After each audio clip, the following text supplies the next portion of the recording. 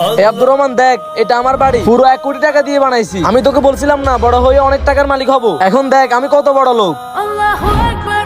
চল, আজান দিয়ে দিছে, যাই নামাজ পড়ে আসি। নামাজ? আমার বাড়িতে অনেক কাজ পড়ে আছে, তুই পড়ে আস, আমার হাতে 1 মিনিটের সময় নেই। বাড়ির সব দায়িত্ব আমার উপরে। আমি নিশ্চিত তুই আমার বাড়ি দেখে মনে মনে জ্বলতেছে। শুরু থেকে শেষ পর্যন্ত আপনি একটা টাকাও দেন নাই, টাকা কখন দিবেন?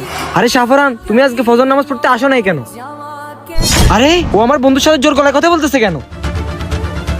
যখন লোনের টাকা পরিশোধ করতে পারবে না, তখন আমাদের ফ্যাক্টরি থেকে টাকা লোন নিয়ে এত বড় বাড়ি কেন তৈরি করছো? আরে কি হয়েছে, তুমি আমার বন্ধুকে এত অপমান করতেছো কেন? আরে ইমাম সাহেব, উনি আমাদের ফ্যাক্টরি থেকে অনেক টাকা লোন নিয়ে এত বড় বাড়ি তৈরি করছে, এখন আমাদের টাকা পরিশোধ করতেছে না। আচ্ছা একটা কাজ করো, ও যত টাকা লোন নিছে সব টাকা মাফ করে দাও। আচ্ছা ইমাম সাহেব, আমি ওনার সব টাকা মাফ করে দিয়েছি। আরে তুমি ইমাম সাহেবের কথা শুনে আমার সব টাকা মাফ করে দিলে, কিন্তু কেন? মনে হয় আপনি জানেন না, উনি মসজিদের ইমামের পাশাপাশি আমাদের ফ্যাক্টরির মালিকও।